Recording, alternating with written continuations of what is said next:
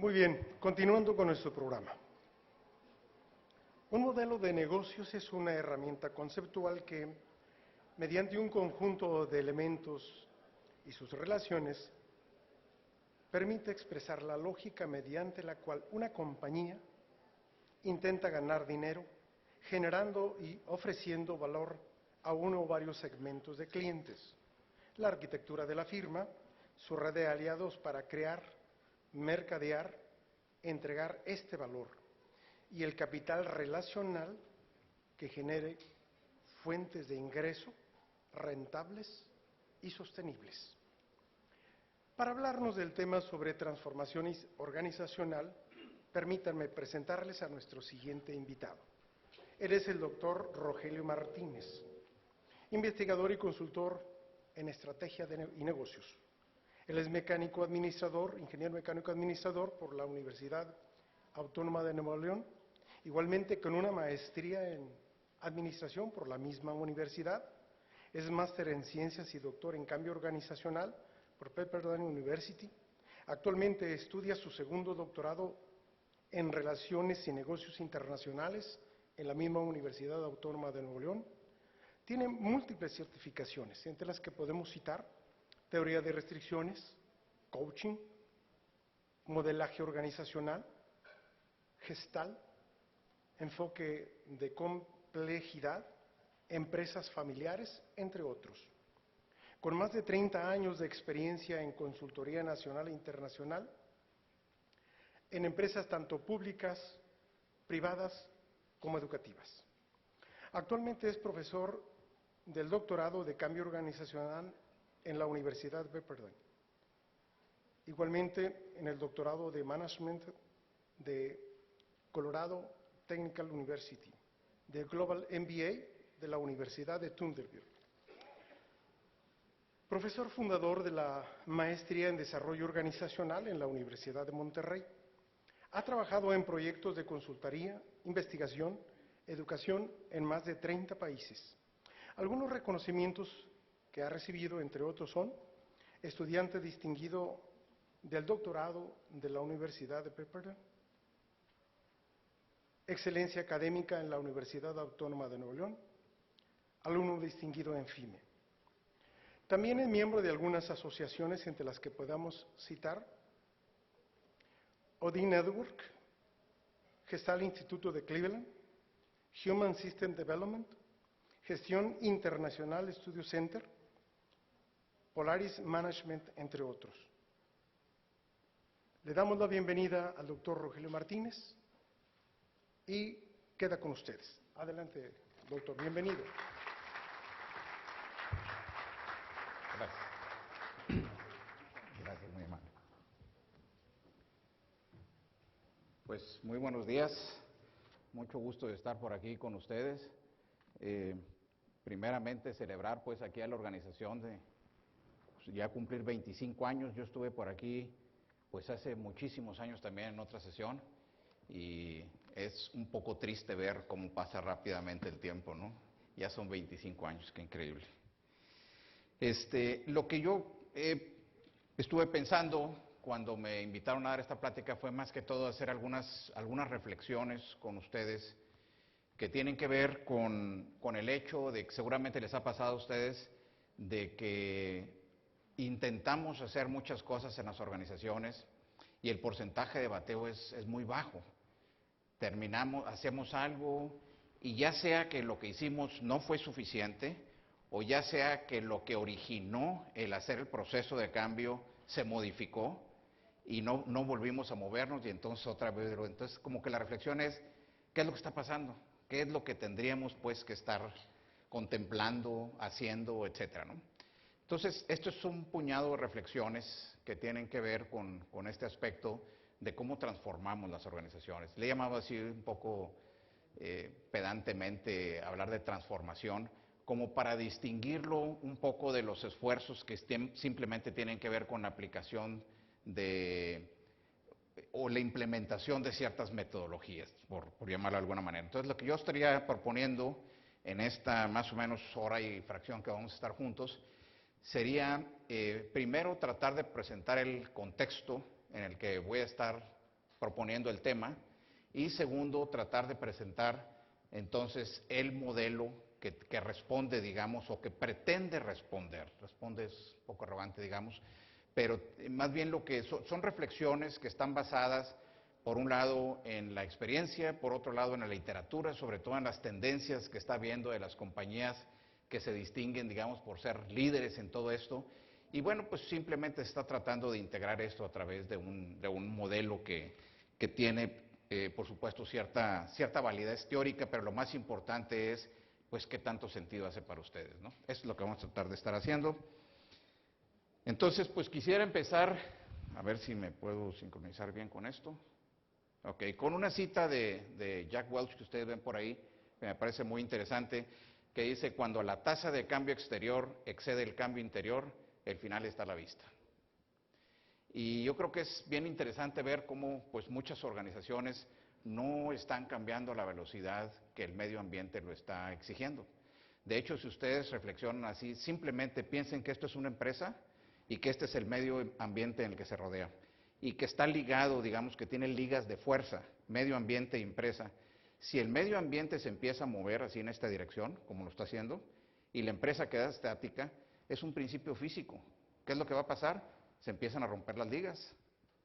Es tan fácil como eso, es lo que hemos llamado un par torsional, pues, o un momento, que lo que tendríamos que estar haciendo sería buscar, digamos, el hacer algo que esté relacionado a una fuerza por una distancia que produzca movimiento en la misma dirección y a la misma velocidad que se está moviendo el medio ambiente. Y eso a veces no sucede, de acuerdo con esta cita, sino como que ya sea porque hay mucho éxito en la organización, o ya sea porque hay una cultura muy vigorosa que nos lleva hacia estar manteniendo las cosas del pasado, como que a veces nos desconectamos un poquito, no solamente de lo que están a veces pidiendo los consumidores, sino incluso lo que los consumidores no saben todavía que quieren y que se va a presentar el día de mañana, de acuerdo con las tendencias que vienen, sociales o tecnológicas, que se están presentando, ¿no? Entonces a mí me pareció muy interesante este quote, digamos, de este señor, y con eso quisiera empezar. Y para ponerlo más o menos en contexto, me gustaría que ustedes observen la fecha de esta publicación que estoy poniendo por aquí. Es Business Week, es una revista de circulación más o menos importante, no es académica, por supuesto, pero muy interesante porque es la que ven muchos ejecutivos. 2006 es lo que está diciendo, y ellos publican en ese año las compañías más innovadoras del mundo. Y ven ustedes qué interesante lo que aparece ahí, ¿no? Entonces, primer compañía más innovadora, ninguna novedad, Apple. La siguiente, yo creo que tampoco tiene ninguna novedad, Google o 3M, que dicho sea de paso fue el ícono de la innovación, pues, en los Estados Unidos por muchísimos años. Toyota aparece, incluso esto fue antes de que apareciera la falla de los frenos que anduvo por ahí. Número 5, Microsoft. Número 6 aparece General Electric. Número 7 está Procter & Gamble. Número 8 aparece Nokia. Imagínense nada más, en 2006 Nokia como una de las 10 compañías más innovadoras. Y luego número 9 Starbucks, y finalmente tenemos a IBM en el número 10. Esto publicó esta revista. No voy a meter tanto la metodología de cómo lo hace nada, pero simplemente esos datos son los datos oficiales. Lo que me gustaría es que ahora ustedes observen qué es lo que sucede 4 años después. Es exactamente la misma publicación 4 años después. Entonces aquí estamos hablando del 2010. Y fíjense en las compañías que aparecen. 4 años. Apple repite. Número 2, Google repite. Número 3, 3M desaparece. No desaparece como empresa, desaparece de la lista de las compañías más innovadoras del mundo. Luego baja al lugar número 5 Toyota, sube al lugar número 3 Microsoft, baja al lugar número 9 General Electric, Procter desaparece, fíjense nada más, esta fuertísima compañía, pues. Nokia pues desaparece, Starbucks desaparece, IBM sube al 4º lugar. Entonces uno se pregunta, bueno, si estas compañías desaparecen, pues otros tuvieron que haber ocupado sus lugares. ¿Quiénes fueron estas? Bueno, pues una de ellas ustedes conocen muy bien, es Amazon.com, que muchas veces estuvo cuestionada de que que era lo de los dot-coms famosos que estaban en una burbuja, pero ellos siguieron y bueno, pues ustedes lo vieron muy bien. Por cierto, muy bonito ejemplo de ver cómo en teoría nació como una empresa que estaba orientada a, pues, a vender libros, pues, y cómo redefinen su modelo de negocio, de decir, estamos en el negocio de la distribución. Lo que estamos haciendo es conectar quién quiere qué y quién lo tiene y lo conecta, si tiene su marketing fee por todo esto, ¿no? Y ahorita, si ustedes lo ven, pues tienen antigüedades y joyas y electrónica, y lo que ustedes quieran, pues lo tiene por ahí, ¿no? Luego tenemos el número 7 a LG. En el número 8 es una compañía muy interesante. Quizá algunos de ustedes no la conozcan, esta empresa es de las menos conocidas. BYD significa Build Your Dreams. Es construye tus sueños. Qué nombre tan curioso, parece hasta el nombre de Televisión Azteca, si ya llegó Joaquín ahorita para echarle mosca, ¿no? Pero esto de Build Your Dreams tiene mucho que ver con una compañía china que está en el negocio automotriz y están construyendo desde coches muy pequeños hasta trailers, todos eléctricos. Están produciendo cerca de 500,000 unidades ya ahorita. Uno de los principales inversionistas es Warren Buffett, que típicamente no le falla mucho. Y el nombre de Build Your Dreams tiene que ver porque ellos se ven en el año 2020 siendo la compañía más grande de automóviles del mundo. Y además están preciosos, si ustedes lo googlean por ahí, van a ver qué bonitos automóviles realmente están diseñando. Y bueno, pues para aquellos que estén de autoparteros o en industrias relacionadas con automotriz, es muy importante estar viendo qué están haciendo estos cuates, ¿no? Bueno, en el número, finalmente tenemos aquí a Sony, que aparece también como una de las compañías innovadoras. Pero fíjense qué interesante. 4 años les tomó a ciertas compañías llegar a ser, pues tener este distintivo de ser las compañías más innovadoras del mundo, y 4 años después ya no están varias de ellas, o muchas de ellas, o la mitad de ellas, por llamarlo, quizá no la mitad, pero la 40% de ellas no están. Bueno, si eso no fuera suficiente, déjenme seguir reflexionando con ustedes. Esta publicación de Fast Company, que también es una publicación interesante porque habla mucho de las empresas, ahí está uno siempre aprendiendo cuáles son las que vienen y qué están haciendo y cómo se están moviendo, etcétera, etcétera. Y es igualmente su publicación en el 2012. Ahora el año estamos hablando del 12. Y vean ustedes las compañías que aparecen ahí como las más innovadoras. Aparece, pues, compañías que ustedes conocen muy bien. No me voy a meter en detalle en ellos, simplemente quiero que las observen. Estas son las 10 empresas que ellos ponen por ahí. Y aquí empezamos a observar varias cosas. Si ustedes ven la lista anterior, conocíamos todas las empresas. Si vemos estas, empiezan a aparecer nombres ahí, de decir, oye, ¿esa a qué se dedica o por qué está ahí? Empieza uno a hacer ahí ciertos cuestionamientos y empiezan a aparecer otras empresas. Es más, en la lista anterior, los primeros lugares todos tenían que ver con la parte de tecnología, o telecomunicaciones, etcétera, y ahorita de repente pues hay algunas, pero empiezan a aparecer otras ahí medias curiosas. Bueno, ahora observen ustedes, fíjense, este es 2012. La misma revista, que es bastante, es un referente, digamos, no es una publicación así académica, pero es un referente para estar metido en este tipo de análisis, y ahí está la página, si ustedes la quieren ver. Esta misma compañía, esta misma publicación en el 2013, pues saca otra vez su lista de las compañías más innovadoras. Y entonces aparecen, quiero que las observen ustedes, probablemente algunos no las van a conocer, pero no importa tanto. Lo que me gustaría es que vean el patrón entre la página anterior con Mira, voy a volver a poner aquí, nada más como para que tengan así una idea, a ver si pueden más o menos identificar el patrón con lo que voy a poner ahorita. ¿Ok? Aparece Nike, Amazon.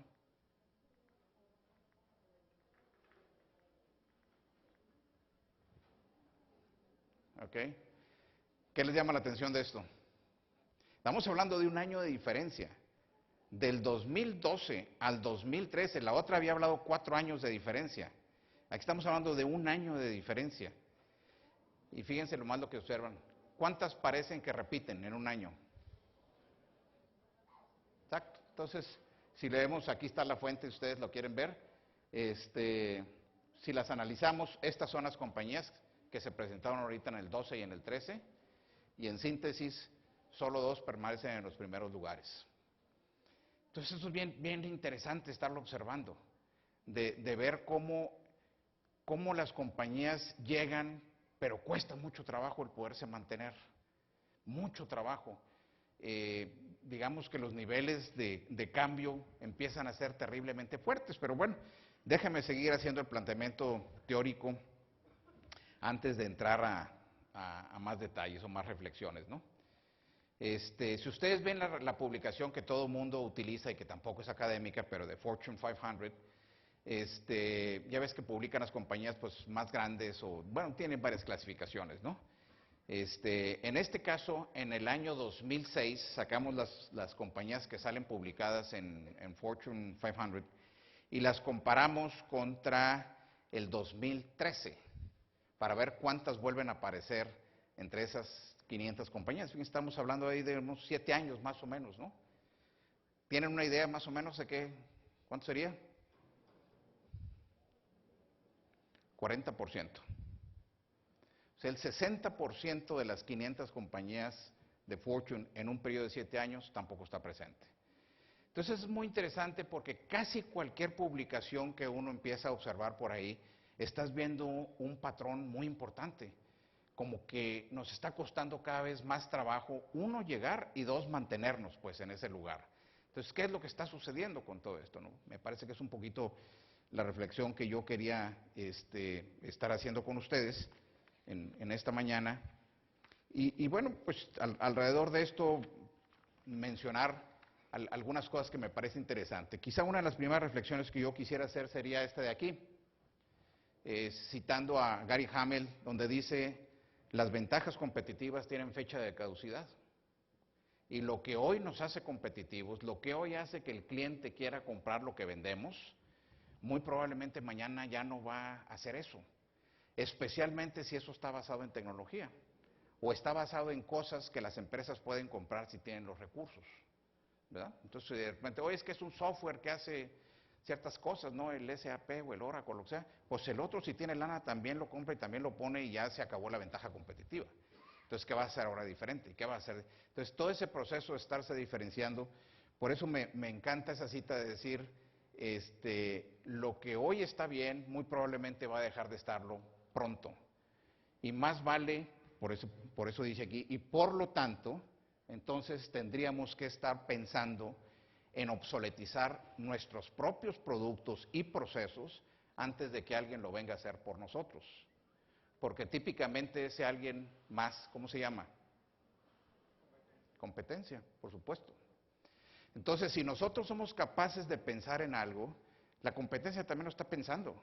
Y muy probablemente, y si es más chica o más rápida, lo que sea, esta es una lucha, digamos, de velocidades también, ¿no? Entonces, si se puede posicionar más rápido, pues muy probablemente van a poder llegar ahí con cierta facilidad, ¿no? Entonces, el tener que estar obsoletizando no es fácil, porque es como estar uno tratando de matar a su propio bebé, nuestra creación, de lo que estamos enamorados y orgullosos y todo, de decir necesitamos obsoletizarlo. Pues ¿cómo? Y bueno, pues yo creo que ese es el nombre del juego, de cómo estamos constantemente tratando de entender otros ángulos, estar pensando y reflexionando, decir, bueno, ¿qué es lo que hace la diferencia en este momento y que probablemente lo va a dejar de hacer cuando uno empieza a analizar ciertos patrones o ciertas tendencias, ya sean sociales o tecnológicas? Por ejemplo, el caso que les decía ahorita de los automóviles. Si es cierto eso que estamos diciendo ahorita, que esa compañía va a ser Build Your Dreams, la más grande en el año 2020, uno se preguntaría entonces, muchas compañías que hacen, por ejemplo, autopartes, que hacen pistones, que hacen cigüeñales, que hacen árboles de levas, etcétera, ¿a qué se van a dedicar entonces? Al mercado de repuestos, básicamente, de los carros viejos, pues, que traen todavía motores de gasolina, ¿o qué van a estar haciendo, pues, en el futuro? Y es bien interesante poderlo estar anticipando, ojalá desde ahorita, y no que llegue el momento, y entonces empezar a ver qué vamos a hacer, porque a lo mejor ya va a ser un poco más complicado y va a haber, pues, muchas dificultades para poderlo hacer, ¿no? Entonces, una persona mucho más cercana a nosotros, que me encanta además, Carlos Monsiváis, por cínico y directo, ¿no? Dice, o yo no entiendo nada de lo que está pasando, o ya pasó lo que estaba entendiendo, ¿no? Pero como que las cosas, pues, en las que nos habíamos, que habíamos pensado que eran, digamos, la clave en muchos de esos procesos, pues han ido cambiando. Entonces, lo que era bueno entonces ya no lo es, y como que todos los días o son modas, o ¿qué es lo que está pasando finalmente, ¿no? Si nos estamos convirtiendo en un mercado de modas, o qué. Y eso es lo que me parece que cuestiona un poquito Monsiváis. Claro que él no se metía en estas cosas de transformación, ¿no? Porque muy serio para eso. Entonces yo quisiera como que explorar un poquitito el tema, habiendo puesto este contexto de lo que está pasando ahora con las compañías, el poder explorar el tema ahora propiamente de su transformación, su significado, sus diferencias con otros enfoques, ¿no? Entonces, primero, si lo pusiéramos un poquito así como una especie de, nos fuéramos al campo de las definiciones, pensaría, visto en términos así como de semáforo, que podríamos hacer una diferenciación semántica, digamos, entre tres grandes constructos. Primero, lo que es la transformación, lo que es el desarrollo y lo que es el cambio. Si ustedes ven los signos que tiene por ahí, están puestas con cierta intención de dar un mensaje, por ejemplo, como que cambio coloquialmente, no digo que así sea, pero coloquialmente implica como que hacer más de lo mismo, ¿no? Entonces alguien dice, estamos cambiando, y cuando preguntas, ¿qué están haciendo? Pues estamos poniendo una nueva planta, o estamos agregando una nueva línea, o estamos, etcétera. Entonces, más volumen, por eso tiene el signo de más, pero más o menos de lo mismo, ¿no? Eso es el cambio. En segundo, digamos, nivel sería de abstracción, aquí sería lo que es la parte de desarrollo, y aquí estamos hablando no solamente de más, sino de diferente. Estamos haciendo más cosas y además las queremos hacer diferente. Aquí es donde florece el concepto, si es que se puede utilizar, de lo que es optimización, donde diríamos queremos hacer las mismas cosas con menos recursos, o hacer más cosas con los mismos recursos, o con un poquito más de recursos hacer mucho más cosas, por llamarlo de alguna forma, ¿no? Y es donde empezamos a estar buscando mejoras de productividad, de optimización y de todo. Y bueno, pues hay muchas referencias, como ustedes muy bien las conocen. Cuando estamos hablando de transformación, si ustedes ven el signo, habla de diferente. Y diferente es que son enfoques que no es de más, no es hacer menos, sino es hacer las cosas distintas. Y esto tiene una pequeña implicación. Primero, a veces esto distinto es no tenemos a dónde voltear para ver cómo hacerle. No sabemos cómo. Además, nadie más lo ha hecho. Entonces, ¿cómo lo hacemos? Y esa es la grande dificultad en los procesos de transformación. Por ejemplo, allá en los fines de los 70, que a mí me tocó estar muy metido en diseño de los sistemas sociotécnicos y los grupos autónomos, etcétera, que no había referencias, pues era todo un tema. Oye, ¿cómo que la gente, grupos autónomos y no tienen jefes y ese tipo de cosas y pago por aprendizaje? En fin, bueno, sabía que es ir medio abriendo camino en esas cosas. Ahorita pues es bastante más sencillo porque hay muchas referencias. Pero entonces no las sabía. Y es de lo que estamos hablando de transformación. Hablamos de transformación cuando tienes que empezar como a abrir el camino en algunas cosas que todavía no están probadas, como los métodos experimentales que a veces los médicos también utilizan, de decir, oye, pues esto como que ha probado a nivel de laboratorio, pero todavía le falta, etcétera, etcétera. Bueno, un poquito tiene que ver con esta parte de transformación. Pero además transformación tiene un segundo significado, que es cualitativamente hacer las cosas distintas. Cualitativamente, no solamente en términos de incorporación de tecnologías, sino en términos de qué estamos aprendiendo que tenemos que hacer diferente en el futuro, ¿no? Ustedes no me dejarán mentir, pero muchas de las compañías en las que ustedes están, muy probablemente en el pasado podían no tener tantos enfoques de fine tuning porque los márgenes que ustedes tenían eran bastante buenos y eso cubre muchas cosas. Pero a medida que empieza a haber cada vez más competencia y que empiezan a reducirse los márgenes y ahora pues más con el pago de impuestos que están a ser adicional y todo eso, pues como que no solamente estamos viendo de cómo subir el margen, eso no se va a poder mucho, sino cómo le haces para hacer mucho más eficiente la operación. Y ahí es donde decimos, bueno, hay ciertas formas de cómo hacerlo más eficiente. Y no solamente me refiero a formas técnicas, sino incluso a prácticas humanas en lo que ustedes están tremendamente metidos.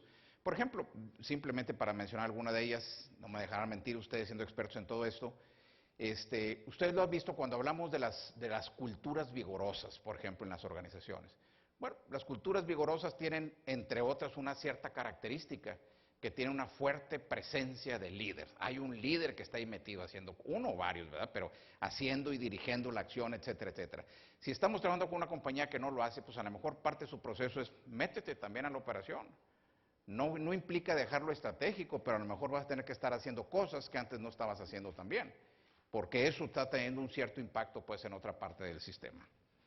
Bueno, entonces si lo pusiéramos en términos un poquito gráficos, diríamos, cuando hablamos de cambio, pues más o menos estamos viendo aquí, como se ve, bueno, hacer un poco más de lo mismo, ¿no?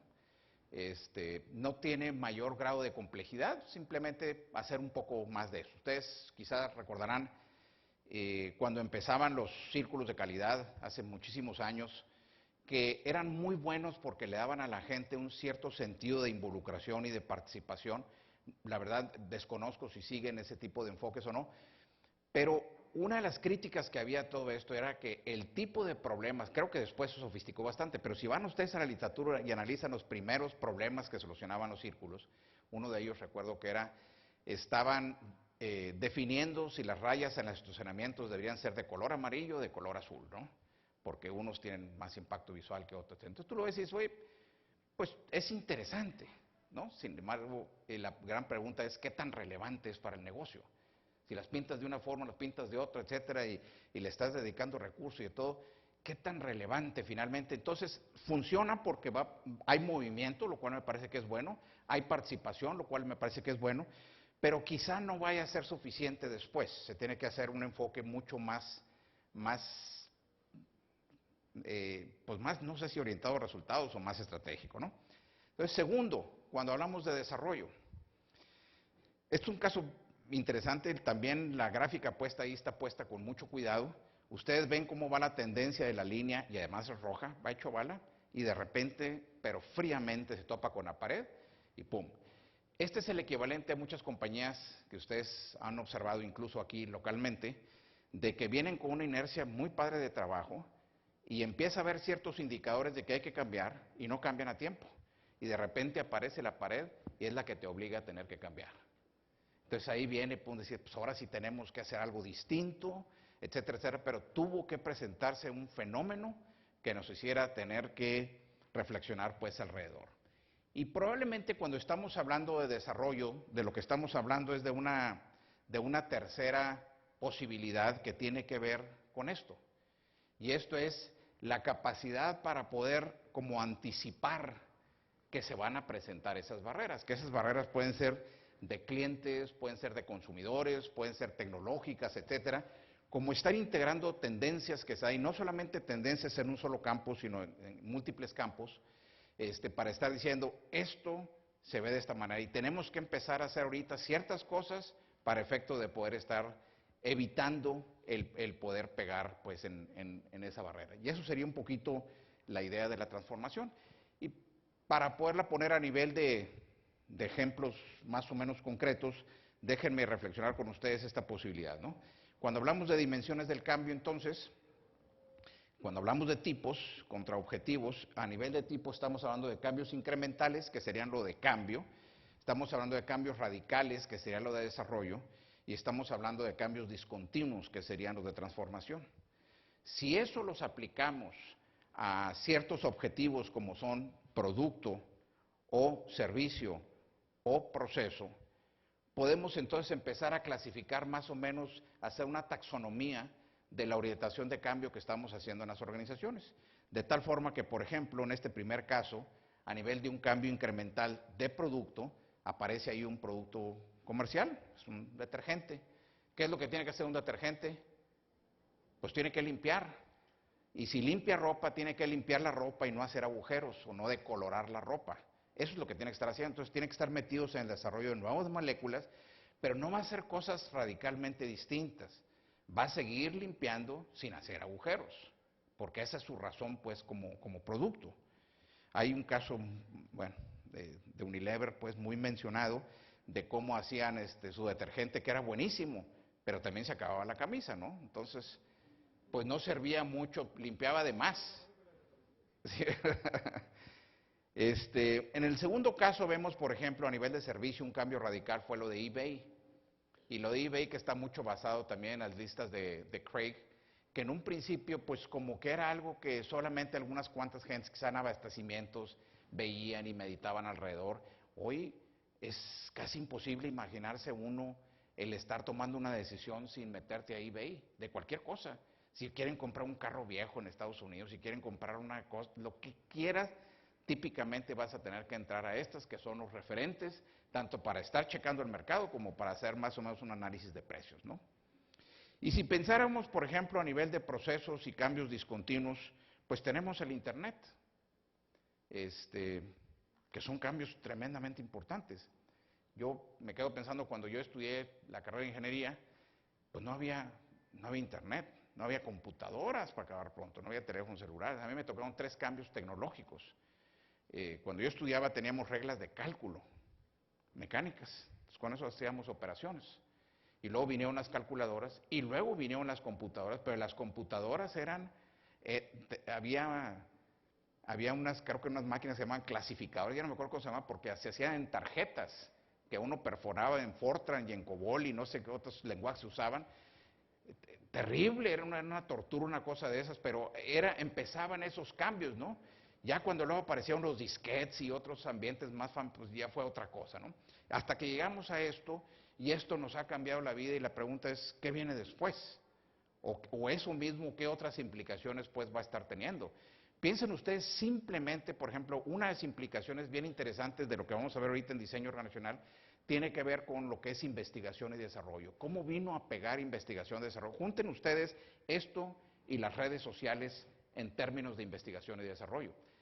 Interesantísimo estar observando cómo de repente alguien dijo, sobre todo los laboratorios farmacéuticos que tienen que estar en el desarrollo de nuevas moléculas y de todo, de decir, oye, pues tenemos todo un área que hace investigación. Por ejemplo, ustedes se acordarán, lo menciono así de pasada, creo que la mayor parte de ustedes son de aquí de Monterrey, en la calle esta, el tecnológico, ¿cómo se llama? Eugenio Garzada, ¿verdad? Hacia el sur, se dan cuenta que hay un Soriana por ahí, enfrente creo que ahora hay un casino. Antes estaba ahí, vendían carros de BMW, no sé qué, y antes de eso había una fábrica de burros Welcome, que era un laboratorio que hacía algún tipo de medicamento. Bueno, la vendieron. Esa compañía se fue a trabajar fuertemente en el desarrollo de un antídoto contra el SIDA, que lo desarrollaron muy bien, se llama Retrovir, pues no cura, pero retrasa pues bastante la muerte del paciente. Y se metieron pues a estar constantemente trabajando en todo esto. Y cuando uno piensa, bueno, ¿cómo le hacían? Ellos tenían un departamento de investigación, me tocó conocer muy bien en Londres, enorme. Y cuando ves las estructuras y las competencias de la gente, te sorprende. El cuate que era director aquí se llama Paul Dulton, un inglés muy buena persona, se fue para allá y él hacía un planteamiento que nos hace reflexionar a todos. Decía, oye, yo tengo una carrera normalita, soy LAE o soy ingeniero industrial o soy alguna cosa así más o menos normal, pues, ¿no? Dice, ahora llego como director de un centro de investigación donde todo el siguiente nivel que me reporta son doctores. Y no son doctores en cualquier cosa, son doctores científicos, pues, ¿no? Entonces tienes a un doctorado en herencia, tienes un doctorado en genética, tienes un doctorado en física, tienes un doctorado en bioquímica, etcétera. Pero no solamente eso, tienes 2 premios Nobel trabajando ahí. Y la pregunta es, ¿cómo diriges a esa gente, sobre todo bajo el viejo supuesto de que el jefe tiene que saber más que el subordinado para poderlos dirigir y controlar? Pues ¿cómo le haces ahí? Si ahí no se puede. Y fíjense cómo cambia radicalmente, y no solamente en los entornos de biotecnología, como es lo que estoy mencionando. En realidad yo creo que si observamos, a muchos de ustedes les pasará que tienen subordinados que saben mucho más que ustedes, aunque sean subordinados en la operación de ciertas cosas. Entonces ya el conocimiento no es la variable mandatoria. Y dicho sea de paso, ya que estamos hablando de recursos humanos, otra de las grandes implicaciones que esto cuestiona es el sistema de pago. ¿Ustedes creen que ese cuate que está arriba, que es un LAE, por el hecho de ser jefe va a ganar más que un premio Nobel que está abajo? ¿O va a ser atractivo para un premio Nobel estar trabajando ahí por un sueldo de gerente medio? Pues por supuesto que no. Entonces empieza a haber cuestionamientos de decir, pues no siempre los que están arriba ganan más que los de abajo. Me refiero en términos de empresas en general. Es bien conocido que en las casas de bolsa y todo siempre ha sido distinto, ¿no? Los promotores ganan a veces más que el propio director general, pero me refiero en términos, empiezan a cambiar las cosas. Empezamos a cambiar muchos paradigmas, el paradigma de las promociones. ¿A quiénes, cuando nosotros hemos sido promovidos o cuando nos ha tocado promover a alguien, quiénes son esas personas? Pues los que tuvieron éxitos pasados, como fue, subrayado, bueno, lo pongo ahorita aquí, y la pregunta es, ¿qué garantiza que esto es bueno para el futuro? Si nos vamos a hacer una instalación internacional o vamos a hacer esto y el pelado este no sabe hablar mandarín, o sea, qué bueno que tuvo sus éxitos, pero eso no es suficiente. Entonces todo el proceso de promoción empieza a cambiar nuevamente. Y empiezan a cambiar muchas cosas, que bueno, pensaba decirlo hasta el final, pero ya lo estoy diciendo de una vez. Cosas como, por ejemplo, a nivel de las estructuras que empiezan a aparecer y lo van a empezar a ver más en las funciones de recursos humanos, departamentos de justicia organizacional, cosa que además me encanta. ¿Por qué? Piensen ustedes de cómo de repente la vida inmediata de una persona depende fuertemente de la relación que tiene con una persona. Y ese uno es el jefe, ¿cierto? Y tiene un poder tremendamente el jefe, muy fuerte, para promover, para correr, para castigar, para hacer para bien o para mal. Ahí lo tiene. Entonces, como que la gran pregunta es, ¿cómo nos aseguramos que los procesos humanos que están dando en las organizaciones sean justos y que no dependen exclusivamente de una persona? Y que vaya más allá de decir, bueno, que sea él y recursos humanos, ¿no? A veces así sucede, tiene que haber cierta, más que eso, que sea mucho más transparente y mucho más abierto. Y empiezan a aparecer otras figuras. Y bueno, con esto ya me metí demasiado en detalle, pero es más o menos lo que estamos hablando a lo que nos lleva la combinación, pues en esto, y no terminé de decir por qué empecé con esto. Cuando juntas las redes sociales, juntas el internet, estas compañías empezaron a decir, oye, pues en vez de tener un departamento donde tienes un montón de gente y que te cuesta muchísimo dinero y que no producen cosas que puedes concretar al día siguiente, la pregunta es, ¿qué sucedería si en vez de hacerlo nosotros, posteamos una pregunta de investigación en la red a ver si alguien la quiere contestar? Entonces se hizo el experimento, se empezó en el MIT. Entonces pusieron ahí para estar descubriendo las zonas en las minas, ver dónde andaban las vetas, dijeron, pues a ver si alguien, y de repente empezó gente, pero gente muy picuda pues, a decir, oye, fíjate que esto y lo otro, y empezó esto a funcionar de tal manera que lo que no se alcanzaba a entender es por qué la gente opinaba de forma tan profunda, a cambio de nada.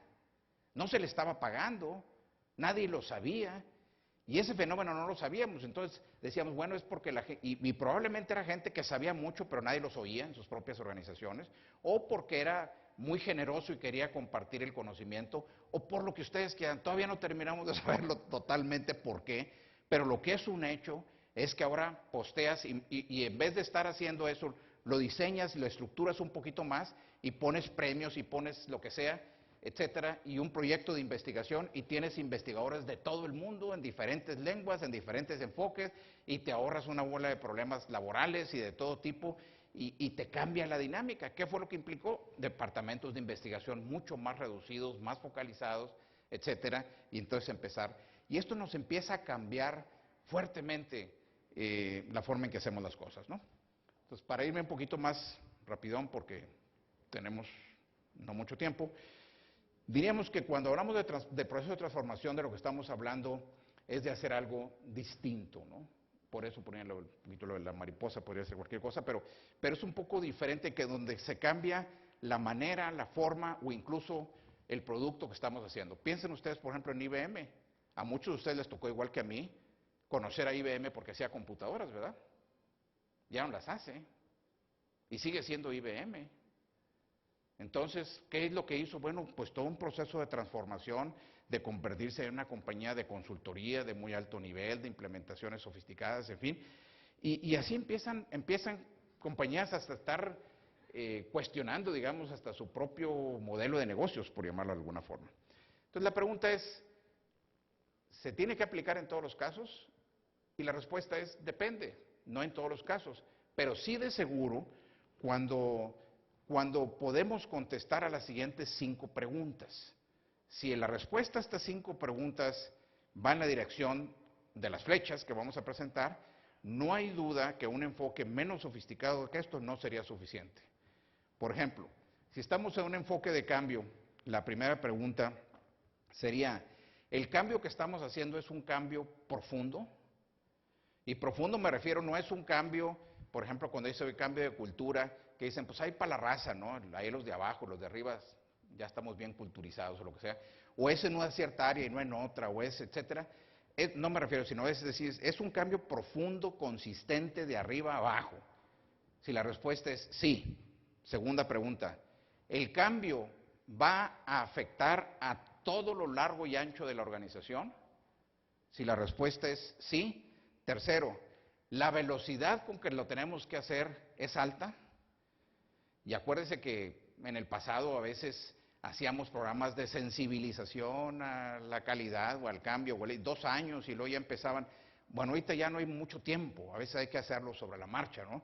Entonces, si la respuesta es sí, la cuarta es la complejidad con la que esto se tiene que hacer o que implica esto también es alta.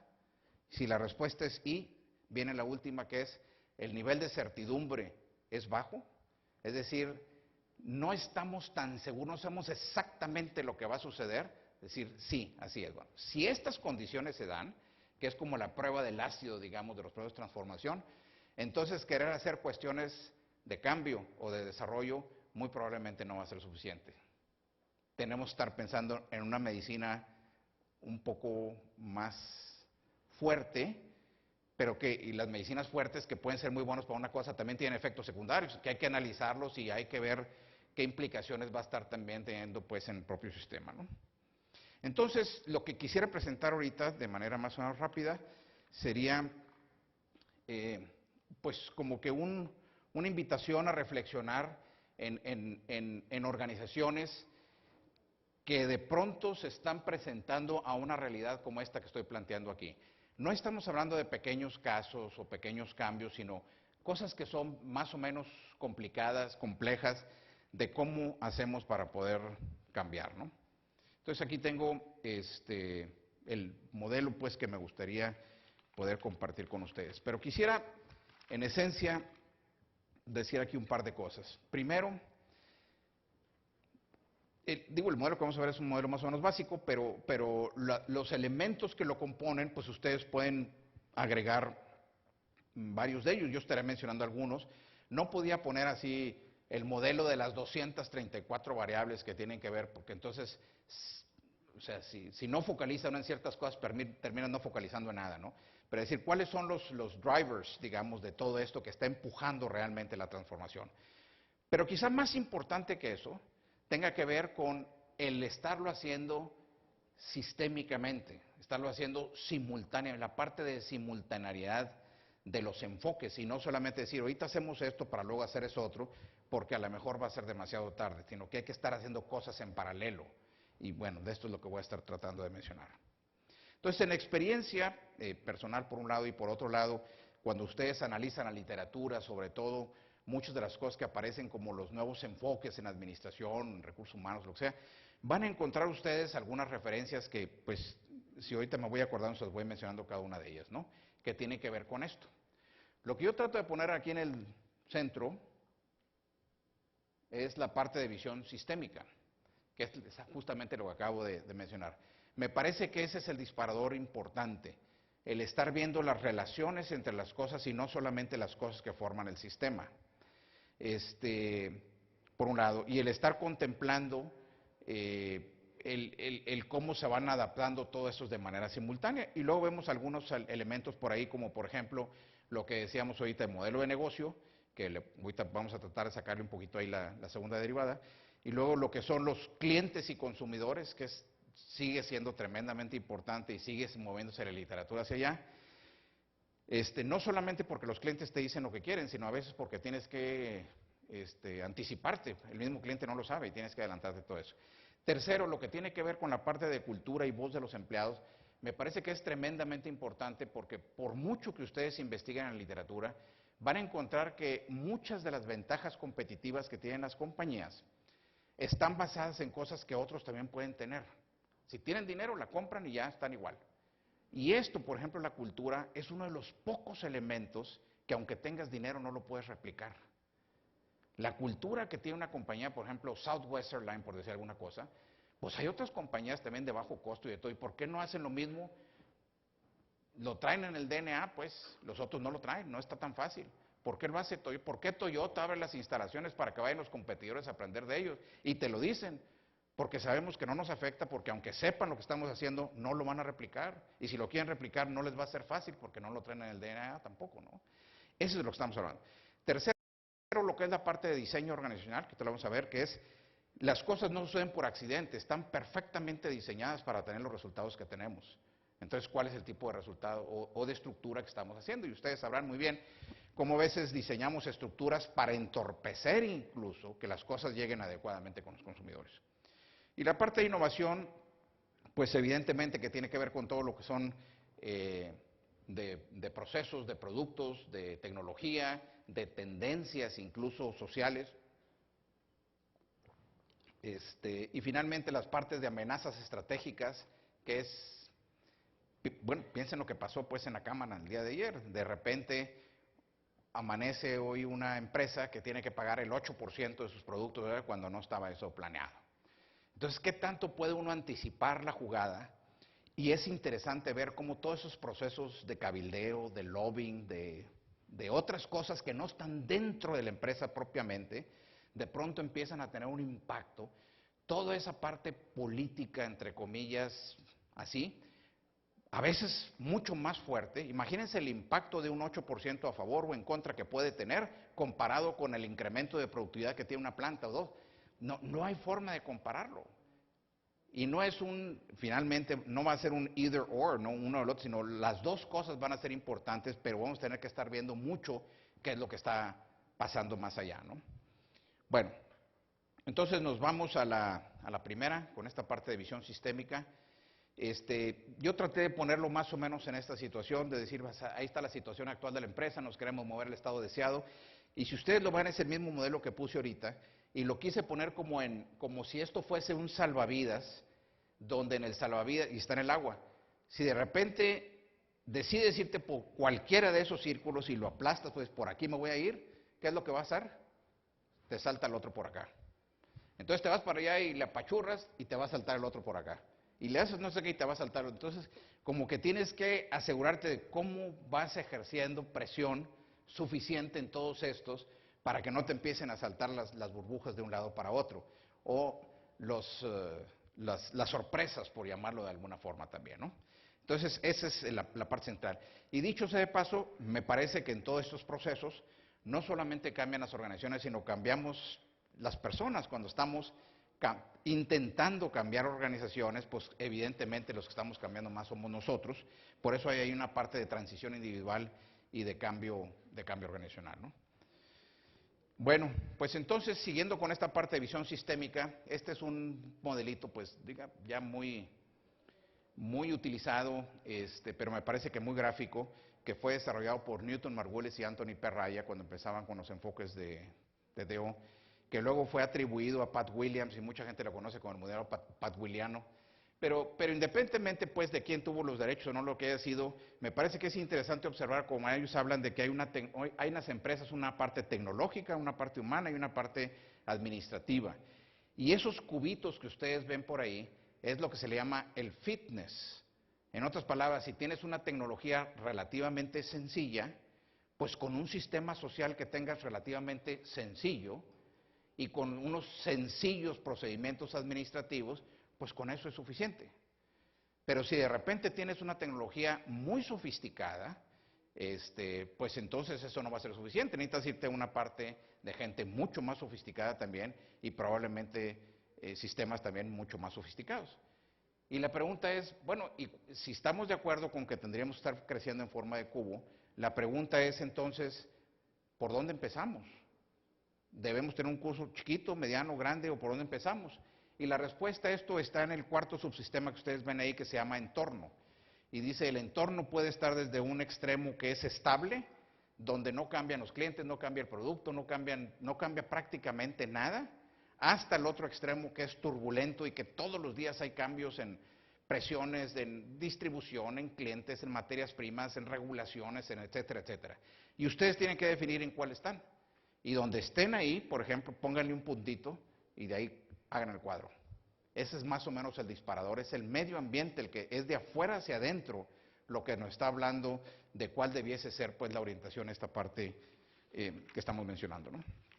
Entonces yo quería reflexionar con ustedes acerca del segundo elemento ahora que tiene que ver con clientes y consumidores, que me parece que es tremendamente importante y todo el mundo, digo, habla de esto.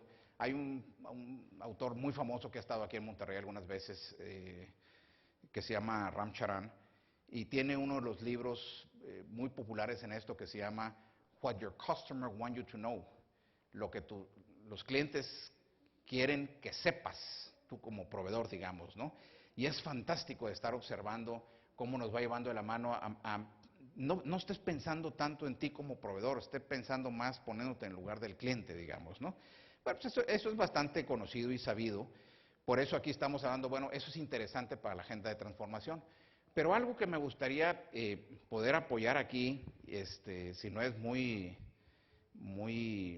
peligroso, digamos, es que algunas veces la información que tenemos de lo que está pasando en el mercado la tenemos a través de medios externos. Se contrata una firma, hacen un focus group, la traen, etcétera, y finalmente estamos sentados viendo datos, pero no tenemos la experiencia. Tenemos ciertos datos.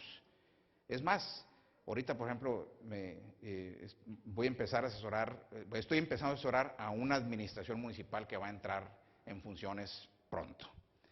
Y traen ellos, tenemos aquí los resultados de los focus groups, y haces unas cuantas preguntas. Oye, ¿cuántos focus groups tienen? Pues tenemos 9, uno de esto, especializado. ¿Cuánta gente hay en cada uno de ellos? Pues hay 5 o 6 personas. Bueno, ¿y eso representa a la población? Entonces, nomás empieza a hacer 2, 3 preguntitas y te das cuenta que se hacen cosas, pero que no tiene uno la experiencia para poderlo entender. Entonces, aquí como que un poco la sugerencia va en la línea de probablemente lo que tenemos que estar haciendo es entrenar a los equipos directivos para que sean los propios directivos los que salgan al mercado a conducir las investigaciones que clásicamente hacía Nielsen o cualquier otra de esas compañías, ¿no? Y empezar a trabajar y haciendo preguntas, digo, a lo mejor no los sustituye, pueden ser los dos, ¿no? Pero haciendo preguntas como de decir, bueno, nuestros clientes actuales, ¿qué es lo que nos dicen? Si les preguntamos, ¿cómo tenemos que seguir haciendo clientes en el futuro? ¿Qué nos van a estar diciendo? Hablar con ex clientes, gente que nos dejó de comprar, ¿por qué lo hizo? ¿A qué se debió? Etcétera. Hablar con gente que no nos está comprando, que nunca nos ha comprado, pero que son potenciales, para ver qué requieren de todo esto, ¿no? Y creo que eso ayudaría de una forma muy importante al tener una experiencia distinta y al tener además el poder, que es el de los directores, para hacer que esos cambios se den, pues creo que tiene un doble impacto, ¿no? Yo recuerdo alguna ocasión para una compañía transnacional que lo estuvimos haciendo en varios de los países y entonces de repente, no, pero sí, bueno, lo mejor lo voy a dejar el ejemplo porque si hablo del ejemplo voy a hablar del producto y no quisiera hacerlo ahorita, ¿no? Ok, tercero, cuando hablamos de cultura y la voz de los empleados, que es el siguiente elemento, ¿no?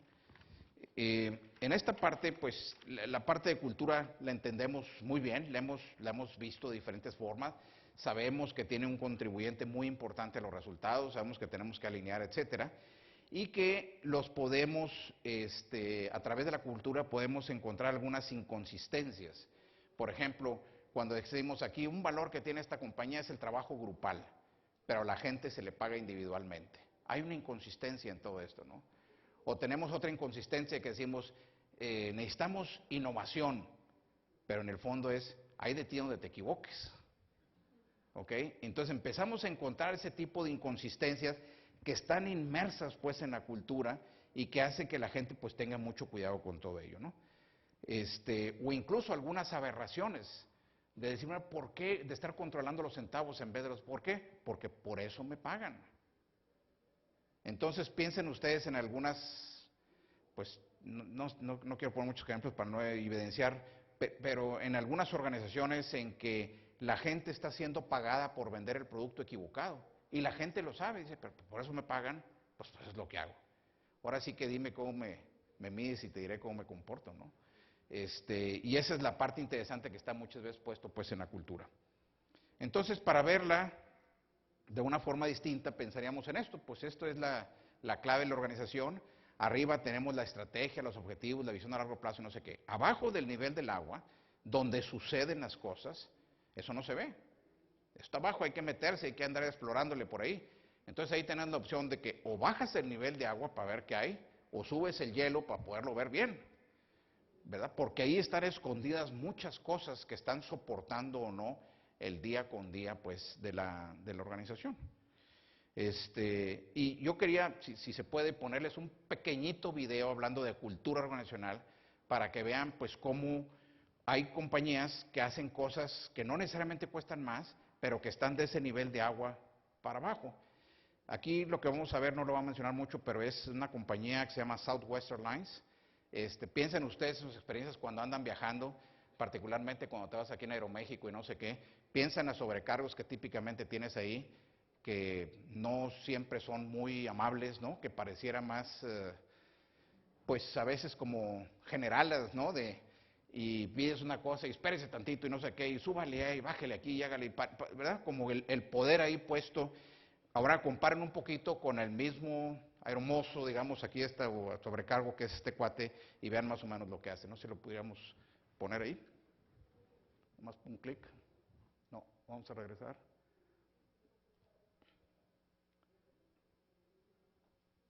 Ahí está. ¿Pueden subir el volumen? Southwest Airlines Flight 372, service to Oklahoma City. Those of you that have flown us before know that we do things a little bit differently here on Southwest. Some of us tell jokes, some of us sing, some of us just stand there and look beautiful. I, unfortunately, can do none of those. So here's the one thing that I do know how to do. We're going to shake things up a little bit. I need a little audience participation. Otherwise, this is not going to go over well at all. So here's what I need, especially you guys in the front because you know what's coming. All right, I need a beat, all right? All I need you to do is stomp and clap, and I'm going to do the rest because I've had 5 flights today, and I just cannot do the regular boring announcement again. Otherwise, I'm going to put myself to sleep. So, you guys with me? All right, so give me a stomp, clap, clap. Come on, stomp, clap, clap. They don't beat there. There you go. Keep that going. This is Flight 372 on SWA. The flight attendants on board serving you today. Teresa in the middle, David in the back. My name is David and I'm here to tell you that shortly after takeoff, first things first, there's soft drinks and coffee to quench your thirst. But if you want another kind of drink, then just holler. Alcoholic beverages will be $4. If a Monster energy drink is your plan, that'll be $3 and you get the whole can. We won't take your cash, you gotta pay with plastic. If you have a coupon, then that's fantastic. We know you're ready to get to new places. Open up the bins, put away your suitcases. Carry on items, go under the seat in front of you, so none of you have things by your feet. If you have a seat on the road with the exit, we're going to talk to you, so you might as well expect it. You got to help evacuate in case we need you. If you don't want to, then we're going to reseat you. Before we leave, our advice is put away your electronic devices. Fasten your seatbelt, then put your trays up. Press the button to make the seat back raise up. Sit back, relax, have a good time. It's almost time to go, so I'm done with the rhyme. Thank you for the fact that I wasn't ignored. This is Southwest Airlines. Welcome aboard.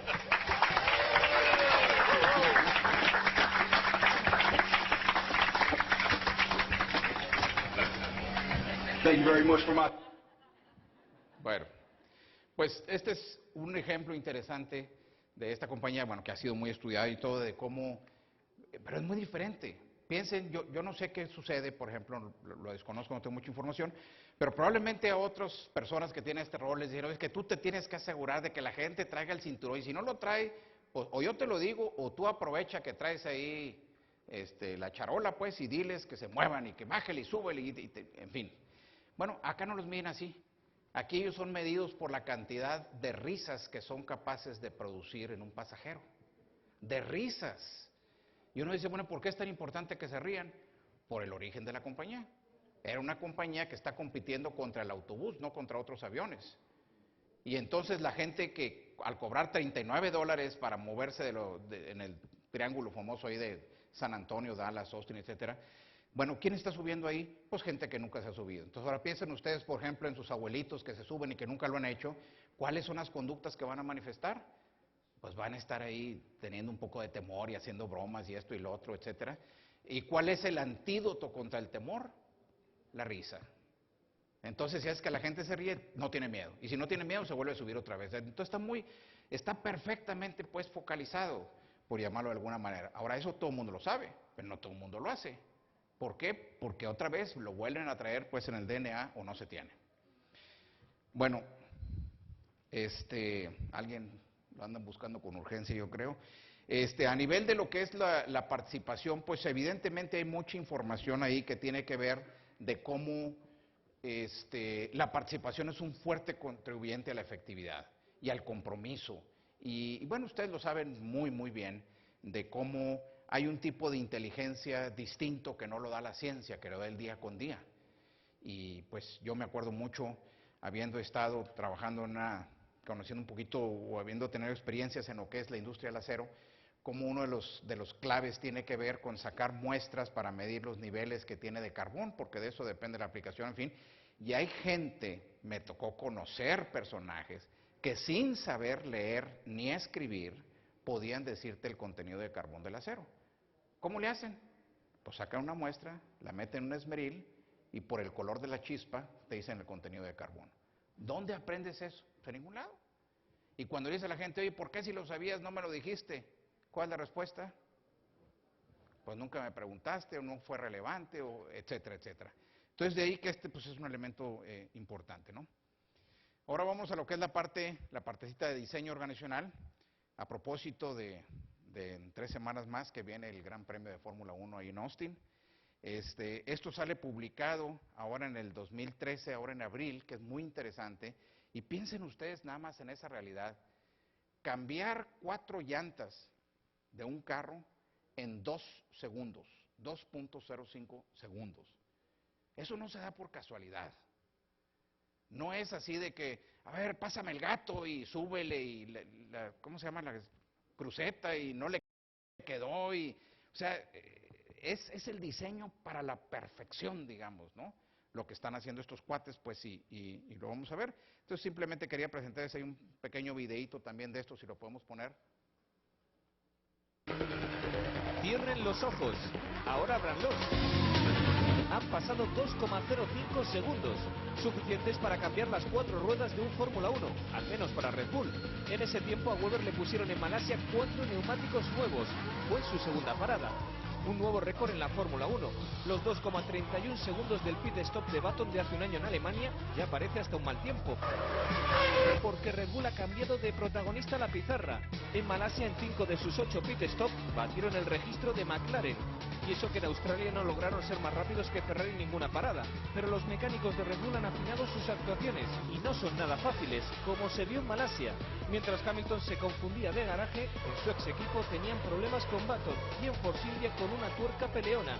En la Fórmula 1 los dichos populares no funcionan. Aquí sí que hay que vestirse rápido. Ahí perdió la carrera. Ahí la perdió. Entonces estamos hablando y si vieron ustedes el montón de gente que hay ahí, por cierto, ustedes tienen oportunidad de ojalá y vayan por ahí, está muy interesante ver ese espectáculo. Ven cuando llegan los carros a los pits que sale pero un ejército, entran 30 pelados ahí, ¿verdad? A cambiar las llantas, como lo pudieron ver. Y además no traen crucetas, hay un palo acá arriba y otro abajo y traen una bola de cosas y todo. Y varias cosas se observan. El año pasado me puse a hacer 20 observaciones para categorizarlas en los modelos que estábamos viendo aquí, técnicos, humanos, en fin. Y ves tú cómo varias cosas son muy claras. Primero, no hay jefes ahí, no hay alguien que está, a ver tú para allá y tú para allá, sino el grupo sabe claramente lo que tienen que hacer y se meten y de repente ya hay una claridad en los roles, ya hay una serie de competencias que lo hace pues evidentemente muy especial.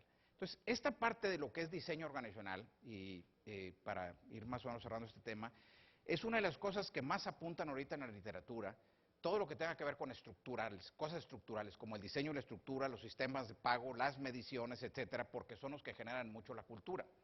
Entonces, por ejemplo, ahorita se está haciendo un contraste muy interesante a nivel de diseño de organización entre lo que podríamos llamar 2 tipos de organizaciones. Las organizaciones que se les llama arañas, que la característica de la araña es, vean las patonas que tenemos allá en Chipinque, ¿no? Tiene un centrito y unas patas grandotas, etcétera. Y la gran pregunta es, si una pata quiere colaborar con la otra, ¿lo puede hacer? No puede, no está diseñada para colaborar, está diseñada para hacer lo que le diga el centro. Es el modelo de la centralización. Y el centro dice, tú te mueves para allá y tú para acá. Y esto dice, es que nosotros queremos colaborar. No lo puedes hacer, pues. No está diseñado para eso. No lo va a poder hacer, se acabó. Entonces tienen que hacer lo que diga el centro. Está bien, hay disciplina, hay claridad, hay orden. Tiene muchas cosas muy positivas, pero también tiene otras un poco negativas. ¿Qué sucede cuando ese centro ya no está? Si le pones un alfiler ahí en medio.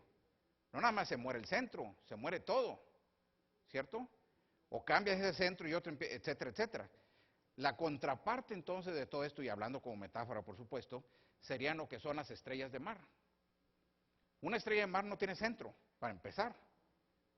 No tiene cabeza. Entonces está distribuido en todos los bracitos que tiene por ahí, y hay una información bioquímica distribuida en todo el sistema que hace que cuando ella se quiere mover hacia un lado, de alguna forma, que todavía no se termina de entender muy bien, se ponen de acuerdo bioquímicamente hablando para que dos patitas o tres o todas se pongan en cierta dirección y se pueda desplazar hacia un lado o hacia otro, cosa que no puede hacer la estrella. Entonces la gran pregunta es, o somos una organización araña, centralizada, top-down, de arriba abajo, que se hace lo que dice el centro, o somos una organización estrella de mar donde una de las características es la información fluye por todos lados, particularmente lo más cerca al origen de los problemas, ¿no? Eso es a lo que se refiere, pues, esta parte. Luego, tenemos lo que es la parte de innovación, y bueno, quise poner algo ahí, eso ya no es tan innovador, pero pues que se empieza a ver cada vez más, ¿no? Que llega uno a los Starbucks, lo vas a empezar a ver, ya no nada más te conectas porque tienen la línea, sino que en la mesa, pues es un tablero, ya está ahí conectado y tú estás haciendo tus propias operaciones en la propia mesa, ¿no? Pero eso pues es muy electrónico, y habría que estar viendo también las tendencias sociales, culturales, educativas. Eso pues ha ido cambiando tremendamente. Las nuevas tecnologías materiales, disciplinas como la biotecnología, la genética, la nanotecnología. Si tienen oportunidad de leer un libro fantástico de un escritor mexicano, a ver si me acuerdo ahorita cómo se llama este cuate, pero el libro se llama Cuando el futuro nos alcanza. When the Future Catches You se llama, pero Juan Enrique se llama el cuate este. Bueno, muy buen pelado, director del Departamento de Ingeniería Genética de Harvard. Y habla, y es impresionante. A lo mejor se van a deprimir un poquito cuando vean cómo está distribuido el conocimiento publicado en este libro, ¿no? Y finalmente, bueno, pues el estar viendo algunas aplicaciones de productos más ligeros, más económicos, más rápidos, más estéticos, etcétera, ¿no? Y para no verlo nada más en la parte muy técnica, quería ponerles aquí un pequeño videíto un poco más terrenal, a nivel de innovación.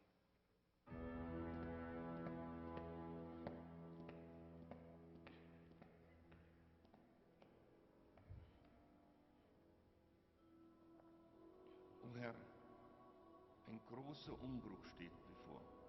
Ein Ordensbruder, der Bergmönch. Er möchte den Bergsport revolutionieren. Was sehe ich da Unglaubliches? Bergsteigen, hinauf mit freien Händen, uneingeschränkt und mit allen Sinnen.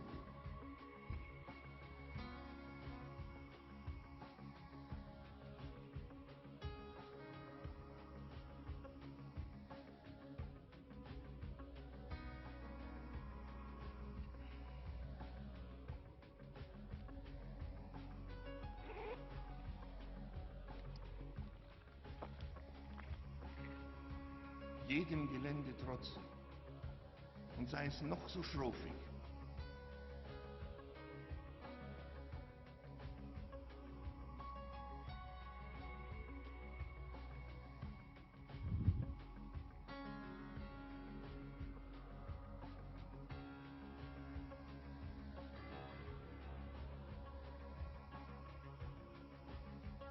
Und dann die Entfaltung.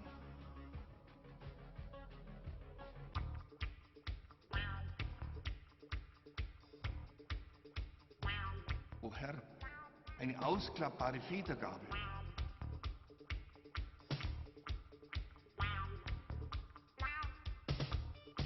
Ein teleskopierbarer Rahmen.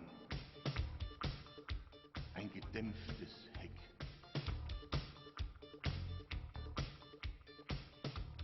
O Herr, ich ahne es.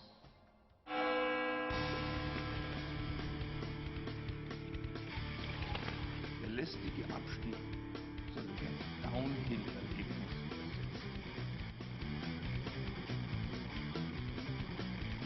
Knien, wie ein Mönch. Sanft in großen Serpentinen talwärts rollen. O Herr, auch ich bin dem Bergmönch verfallen. Und weißt du was? Es ist gut so.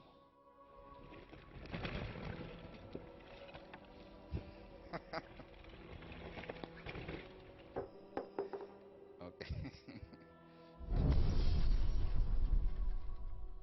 Bueno, pues a nivel de, de lo que es una innovación, ¿no? Muy interesante, pues yo creo para la gente que le gusta todo eso, el tener la posibilidad de que ahora es una mochila y es bicicleta y suspensión trasera y todas las características que menciona, pues lo que no se piensa es que no solamente viene en la parte de lo que es propiamente la tecnología así sofisticada, sino incluso en cosas de los productos actuales simplemente con nuevas aplicaciones, ¿no? Yo creo que para alguien que le guste mucho esto debe ser una belleza el poderlo hacer. Bueno, me parece que vamos a entrar al último temita, que tiene que ver en la última parte del modelo con las amenazas estratégicas. Y aquí una cosa tiene que ver con el estarnos asegurando qué tanto lo que hacemos está obsoleto o deberíamos obsoletizarlo. Identificación de algunas amenazas internas o externas que se estén presentando pues en la compañía. Y me refiero que de repente impliquen que puede uno dejar de funcionar, sino simplemente en la cámara se dice algo y afecta para bien o para mal, digamos, el funcionamiento de una organización. Disponibilidad y costo de materias primas, materiales energéticos. Hay compañías que el gran problema no es tanto la productividad en términos de la utilización de los activos, sino la disponibilidad de los energéticos, ¿no? Regulaciones gubernamentales, dependencias de unos cuantos clientes, proveedores, etcétera, ¿no? Si esto lo llevamos o lo tratamos de amarrar con el último elemento que tiene que ver el modelo de negocio, me parece que hay algunas preguntas importantes que tendría uno que plantearse para ir cerrando esto, que es, ¿cuál es el negocio en el que estamos? Y esa a veces no es una pregunta tan fácil de contestar. Piensen ustedes, por ejemplo, por mencionar un caso no local, ustedes han visto en Estados Unidos una compañía de transporte de pasajeros de autobuses que se llama Greyhound, ¿no? Que una compañía trae el perro ahí pintado y todo eso, ¿no? Cuando ellos empiezan a analizar así con cierta claridad su modelo de negocio, llegan a la conclusión que el verdadero negocio que han tenido durante estos años no ha sido el transporte de gente, sino que ha sido la venta de las terminales. Si ustedes las analizan, casi toda esa compañía, como es muy antigua, compraba casi siempre tierra en el centro de los pueblitos, que es a donde llegan ellos y estacionan. Ahora las compraban, entonces no valía nada. Cuando se vino todo el desarrollo, pues lo que ha costado todo eso ha sido tremendamente importante. Entonces el estarse cuestionando si sigue siendo el negocio, si va cambiando, si se está orientando hacia otro lado, como mencionábamos algunos casos, me parece que es muy importante. Igual que cuál será el negocio en el que estaremos en los próximos años, si es el mismo o no, asumir que no hay cambios o que no hay tendencias, o por qué nos compran nuestros productos o servicios nuestros clientes. Piensen ustedes, por ejemplo, digo, no sé ahorita cómo esté, porque hace ya mucho tiempo que no ando yo por allá, pero yo recuerdo cuando uno iba a la frontera, veías Walmart y veías las tiendas del Círculo Rojo, ¿no? Target, ¿no? Y lo ves, y como que las personas solían comprar mucho al principio en Walmart porque no había Target, ahora de repente empiezas a ver que lo hacen en un lado y no en otro. Tú dices, ¿por qué? ¿Por qué la gente va? Y te das cuenta que muchas veces es una cuestión de percepción. Decir, es que yo percibo que está más ordenado, que está más limpio, que está más bonito, que está lo que sea, y ahí sí puedo comprar cierta ropa para los niños, pero no la voy a comprar en Walmart, porque Walmart, everyday low prices, como que a lo mejor no encaja muy bien en todo eso. Y bueno, eso no lo sabemos nosotros. Básicamente lo están sabiendo otras personas. Entonces, si ustedes analizan compañías que se han movido hacia ahí y dices, bueno, ¿por qué la gente viene aquí y no va allá? Que ha sido una de las grandes preguntas que se ha hecho Sears. ¿Por qué la gente va a Target y no va a Sears? Y si no podemos contestar esa pregunta, pues muy difícilmente vamos a poder contestar todo lo demás, porque en principio no está claro, ¿no? Cosas que tenemos que mantener, no es cierto que todo lo que se cambia esté mal, pues hay que mantener algunas cosas muy buenas, que tenemos que dejar de hacer y que tenemos que empezar a hacer también en la organización para podernos mover, ¿no? Y aquí yo les quería presentar, a propósito de esto, un pequeño videíto también, que seguramente ustedes lo conocen, que está muy relacionado con fábulas de recursos humanos que seguramente han ustedes utilizado, que se da de decir, ¿por qué lo hacemos así? Pues porque siempre lo hemos hecho. Entonces, por ejemplo, esto nos lo clarifica o lo presenta muy bien, si es que sale, creo que no salió. A ver.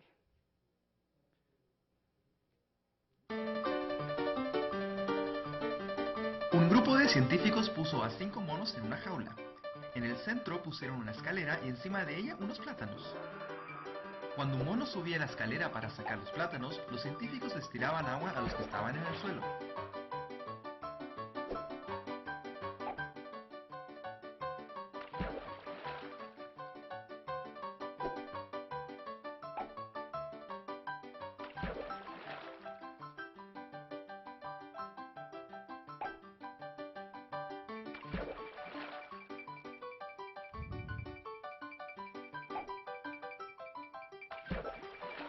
Después de un rato, cuando un mono iba a subir la escalera, los otros lo agarraban a combos.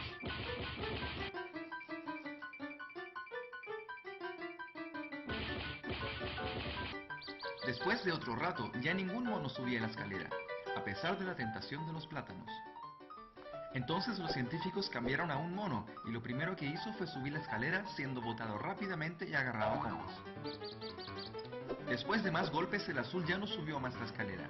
Cambiaron a un segundo mono y ocurrió lo mismo, incluyendo el primero que participó en la pelea entusiasmado.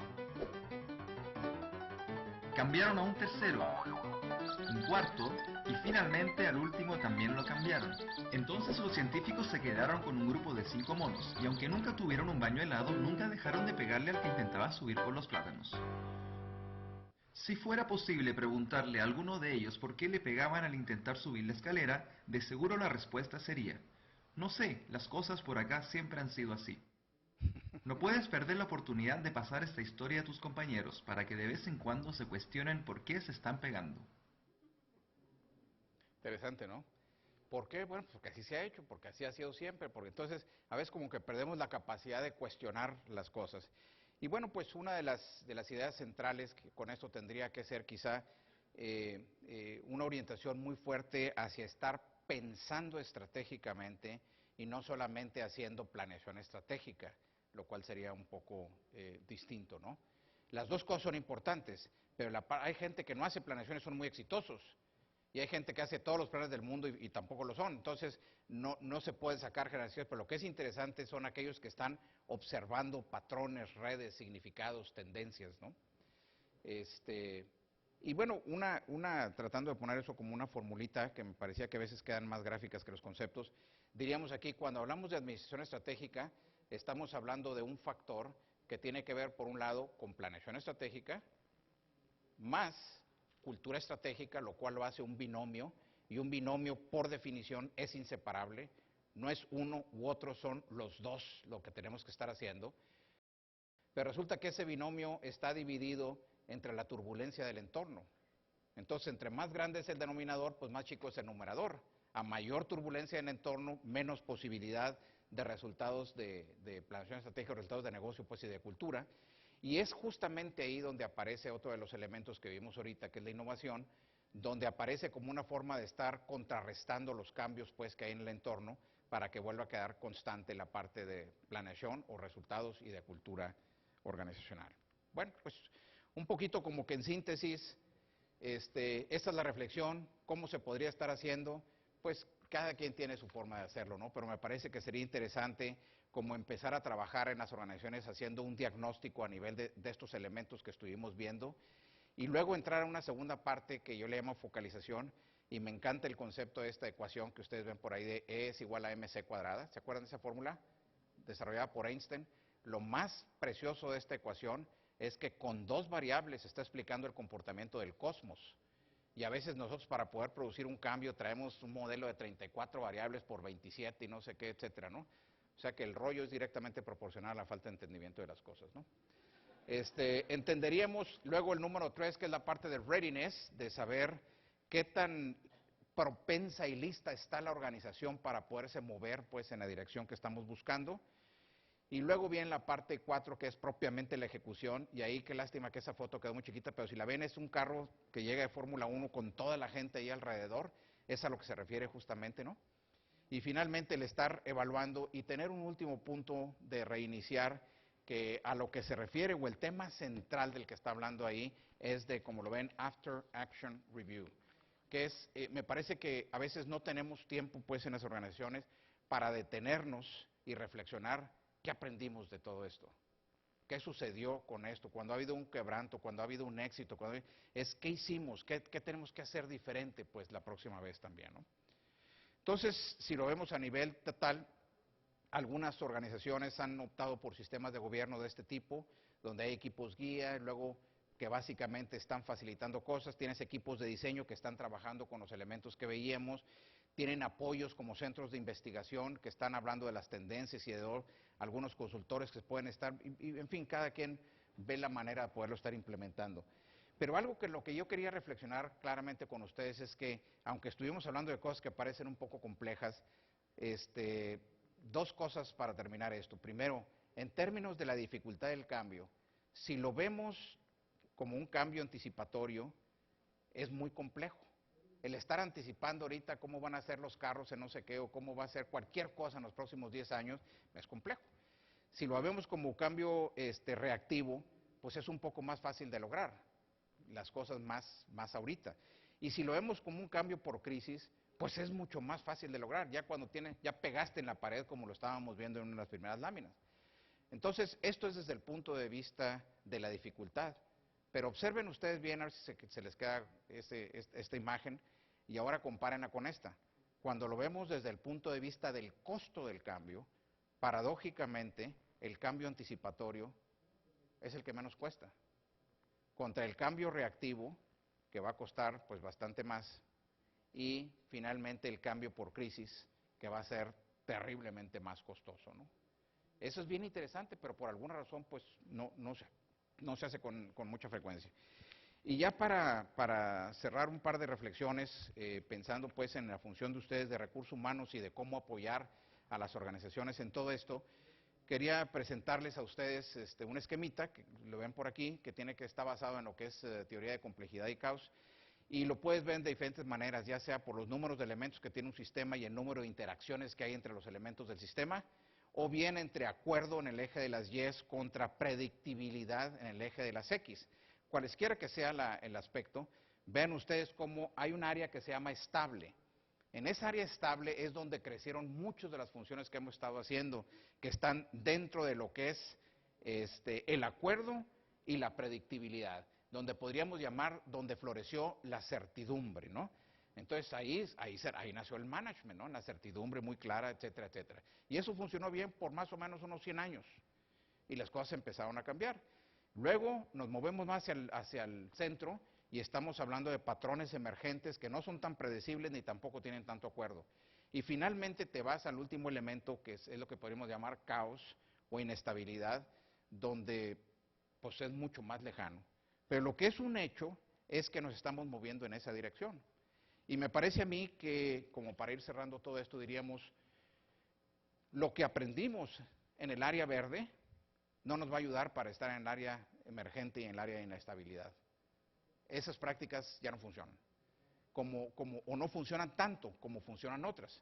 Decían, por ejemplo, a mí me ha gustado mucho leer los libros de Einstein, y él decía que una de las formas para poder entender la teoría de la relatividad era que teníamos que desaprender los conceptos de matemáticas tradicionales, porque nos rigidizan el pensamiento y todo tiene que ser esto o lo otro, dice, y acá es relativo.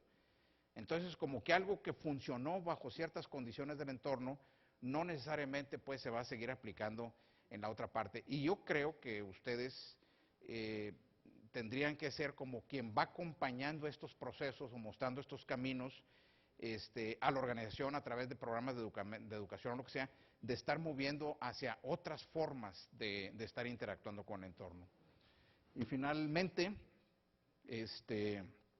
ya diríamos que los patrones emergentes nos llevan a varias cositas, ¿no? Una de ellas que tiene que ver como poder anticipar la jugada y las consecuencias, ¿no?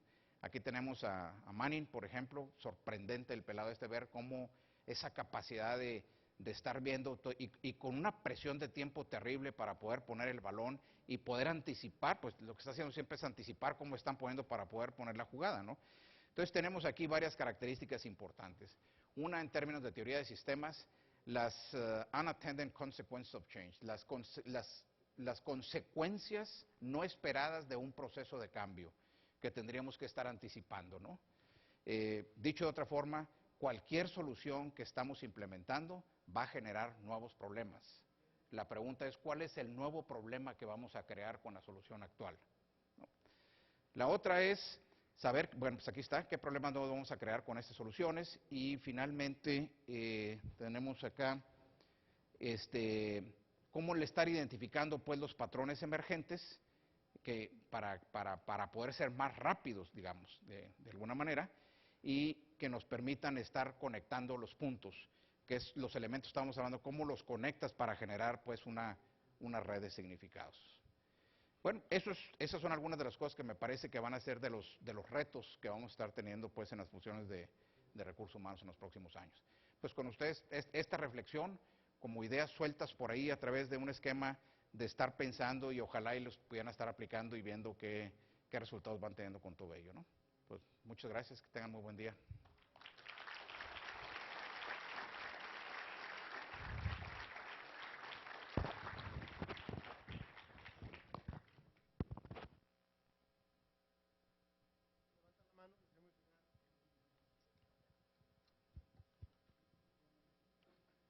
Permítame.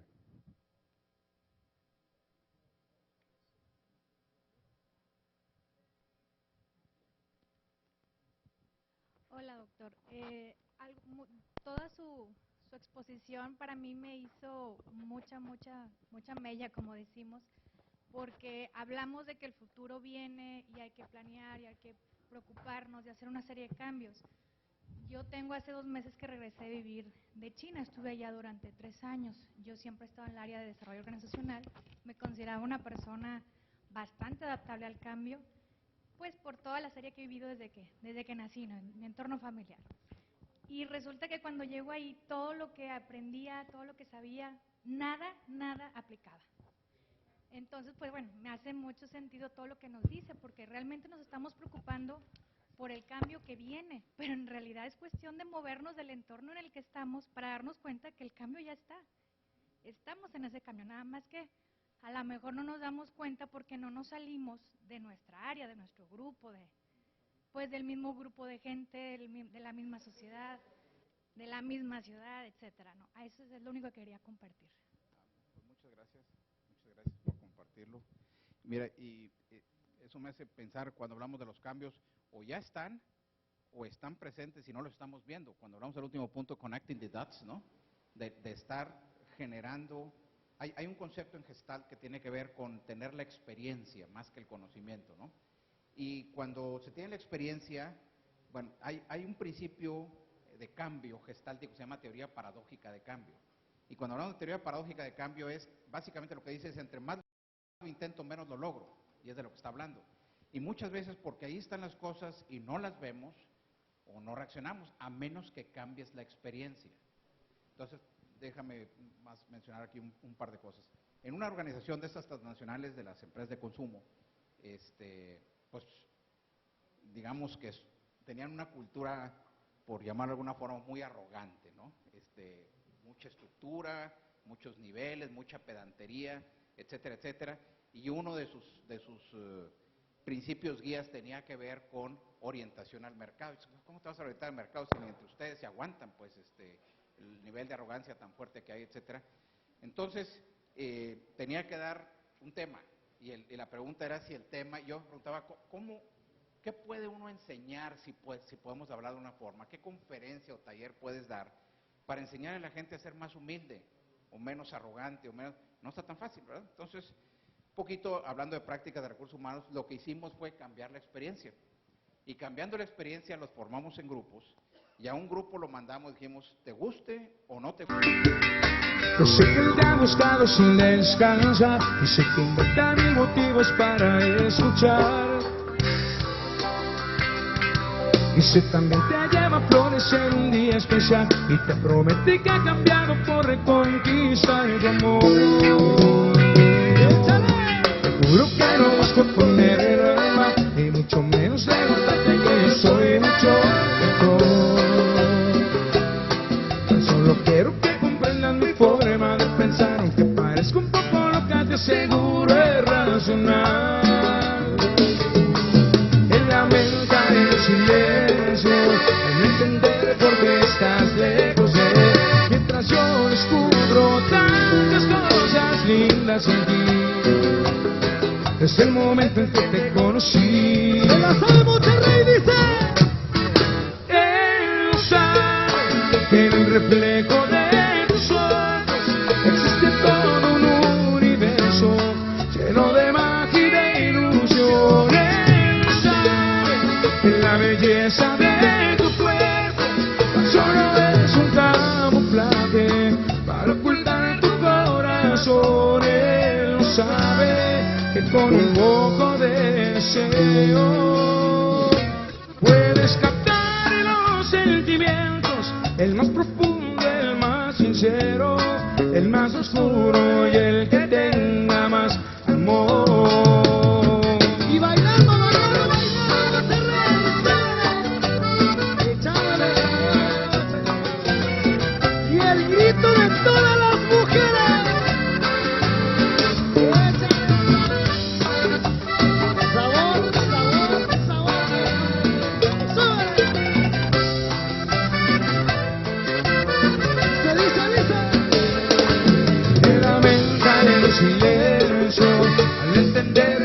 Estás lejos de él, mientras yo descubro tantas cosas lindas en ti.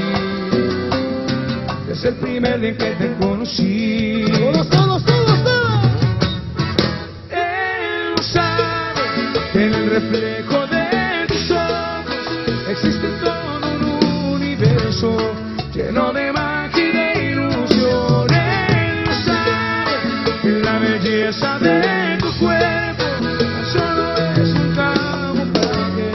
para ocultar tu corazón. Él no sabe que con un poco de deseo puedes captar los sentimientos,